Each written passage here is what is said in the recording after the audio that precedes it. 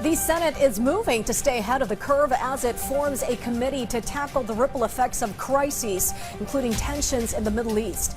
With rising costs looming closer, lawmakers are stepping up and tightening their belts to cushion the impact on the economy and everyday Filipinos. As our Luisa Erispe tells us more. The Senate has unanimously agreed to establish a dedicated committee to address national contingencies arising from global crisis, specifically the ongoing conflict in the Middle East. Under newly approved Senate Resolution number 350, the upper chamber will form an ad hoc committee tasked with analyzing the economic impact of the Middle East turmoil on the Philippines and formulating a comprehensive contingency plan. The resolution was jointly authored by Senate President Vicente Sotto III, Majority Leader Juan Miguel Zubiri, and Minority Leader Alan Peter Cayetano. I think in this time of need and emergency situation, especially in the Middle East, we need to move proactively on how we can plan our actions in the near future, especially with prices of fuel. Senator Sherwin Gatchalian has been appointed to chair the committee. The membership will be composed of the chairpersons of various Senate panels, including the Committees on Agriculture, Energy, and Trade. Nakikita ho natin itong epekto ay initial pa lang. No? Ito ay paumpisa pa lang. Dahil kung ito po ay magtuloy-tuloy, ito po ay kakalat na sa ating ekonomiya. Makikita natin tataas po ang presyo ng pagkain, tataas po ang presyo ng bilihin. Being proactive ay isang napakaganda pong hakbang na gagawin ng Senado. Yung mga recommendations ho natin ay napakaganda rin po.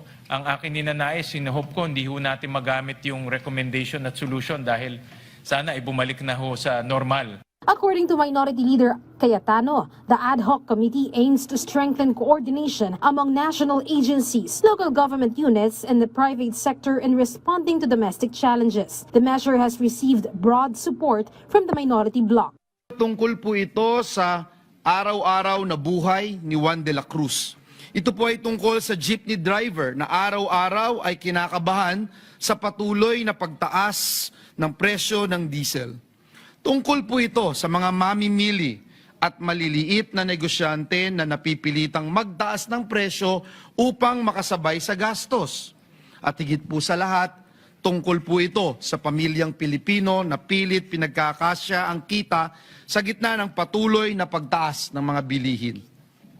Ang panukalang ito ay ang legal at moral na obligasyon ng Senado upang protektahan ang ating bansa mula sa nakaambang krisis pang-ekonomiya. Gatchalian expects the ad hoc committee to convene its inaugural meeting next week. Meanwhile, regarding the suspension of the proposed fare hike, Gatchalian maintained that the halt is temporary while assistance mechanisms for transport workers are being finalized. Hindi naman to pangmatagalan na suspension. So temporary lang to para mabigay yung mga ibang mekanismo tulad ng pantawid pasada at iba pang mga direct subsidies.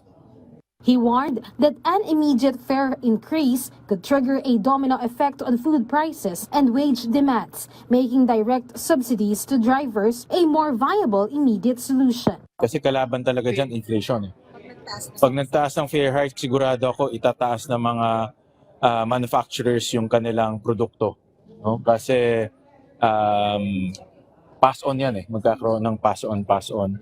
So inflationary talaga ang fare hike kasi mga empleyado hihingi rin ng additional sweldo. Senate President Sotto III reiterated that prioritizing subsidies over fare hikes is the most effective strategy to mitigate sectoral losses. Luisa Erispe from the National TV Network for a new and better Philippines.